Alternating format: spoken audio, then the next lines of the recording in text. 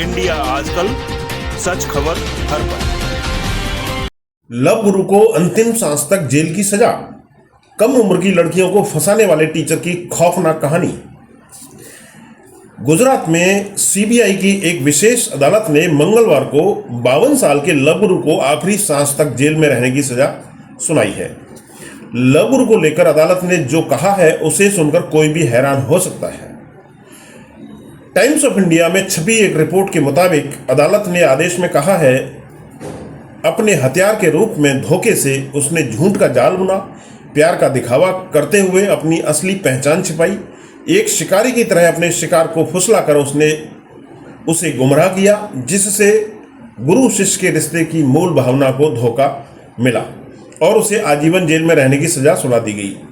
कौन है ये लव गुरु जिससे मिली है जेल की सजा? इस खतरनाक लव गुरु का नाम है धवल त्रिवेदी, जिसे अपनी छात्रा से बलात्कार करने और शादी का वादा करके उसे गर्भवती करने के आरोप में अंतिम सांस तक आजीवन कारावास की सजा सुनाई गई है। त्रिवेदी को 3 छात्राओं के साथ भागने, बलात्कार करने का दोषी ठहराया गया है। पहचान छिपाकर करता था शिकार। इससे पहले भी एक मामले में वह राजकोट जिले के पदधारी से 2 नाबालिग छात्राओं के साथ भाग गया था और उसे आजीवन कारावास की सजा सुनाई गई थी। त्रिवेदी के अपने 2 छात्रों के साथ भागने के अतीत को ध्यान में रखते हुए अदालत ने आदेश में कहा कि अपने हथियार के रूप में धोखे से उसने झूठ का जाल बुना, प्यार का दिखावा करते हुए अपनी असली पहचान छिपाई, एक शिकारी की तरह अपने शिकार को फुसलाकर उसने यह गुमराह करने का काम किया, जिससे गुरु शिष्य के रिश्ते की मूल भावना को धोखा मिला और रिश्ता कलंकित हुआ। आजीवन कारावास की सजा देने के अलावा विशेष न्यायाधीश डीजी राणा ने उस पर 7 लाख रुपए का जुर्माना भी लगाया और अधिकारियों को निर्देश दिया कि वे इस आदेश को उसके जेल रिकॉर्ड में रखें, ताकि जब भी त्रिवेदी छुट्टी पर या पेरोल मांगे तो उसे ध्यान में रखा जाए। अदालत ने यह आदेश इसलिए भी दिया क्योंकि त्रिवेदी, जिसे पहले ही पदधारी स्कूल के 2 नाबालिग छात्रों के साथ भागने के लिए आजीवन कारावास की सजा सुनाई गई थी, छुट्टी पर बाहर आ गया था। 2018 में नाबालिग छात्रा को लेकर भाग गया ये लव गुरु। हालांकि उसने राजकोट केंद्रीय जेल में वापस आत्मसमर्पण नहीं किया और इसके बजाय धर्मेंद्र दवे का नया नाम धारण कर लिया और चोटलाख में अंग्रेजी बोलने वाली ट्यूशन कक्षाएं कौशल विकास स्वयंसेवक संघ शुरू की और अगस्त 2018 में अपने एक नाबालिग छात्र को नई दिल्ली ले गया। गुजरात उच्च न्यायालय ने सीबीआई को मामले की जांच करने का आदेश दिया।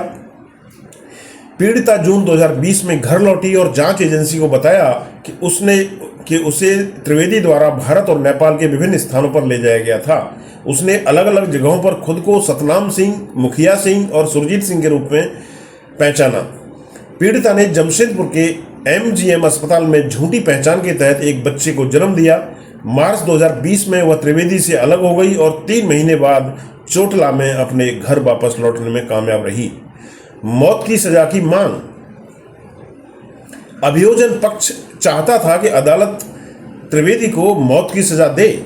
सीबीआई ने हिमाचल प्रदेश के बद्दी में धवल त्रिवेदी को पकड़ा और उस पर अपहरण, बलात्कार और धोखाधड़ी के आरोप में मुकदमा चलाया। अभियोजन पक्ष ने 30 गवाहों की जांच की और उसके अपराध को साबित करने के लिए अदालत में 69 दस्तावेजी सबूत पेश किए गए। सीबीआई अदालत ने कहा कि यह मामला एक ऐसी कहानी है जो विश्वासघात, धोखे और 18 वर्षीय अविवाहित लड़की की गरिमा के गंभीर उल्लंघन की एक गहरी विचलित करने वाली गाथा को उजागर करती है, जो अभी बमुश्किल एक कली बनकर उभरी थी। टीचर ने मासूमियत का उठाया फायदा। अदालत ने कहा कि आरोपी को ज्ञान प्रदान करने का पवित्र कर्तव्य सौंपा गया था, लेकिन इसके बजाय उसने युवाओं की मासूमियत का गलत फायदा उठाया और आरोपी ने शिक्षक की आड़ में एक युवती के भरोसे को तोड़ दिया।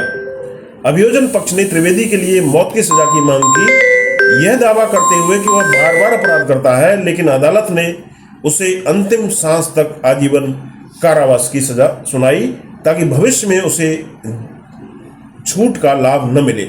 इसने कहा कि इस तथ्य को ध्यान में रखते हुए कि आरोपी नौसिखिया नहीं था, बल्कि उसके पास समान पूर्व व्रत थे, जिसके लिए उसे सजा का सामना करना पड़ रहा था, और उसे पॉस्को अधिनियम के तहत आरोपी द्वारा किए गए पूर्व अपराध के लिए सजा का सामना करते हुए वर्तमान अपराध किया। इसलिए अपराध की प्रकृति को देखते हुए यह अदालत आरोपी को बिना किसी नरमी के अधिकतम उपलब्ध सजा देना उचित समझती है। यौन उत्पीड़न से संबंधित मामलों पर सुप्रीम कोर्ट के निर्देशों के अनुसार पीड़िता की पहचान, उसकी गोपनीयता और उसकी रक्षा के लिए उजागर नहीं की गई है। इंडिया आजकल, सच खबर हर पल।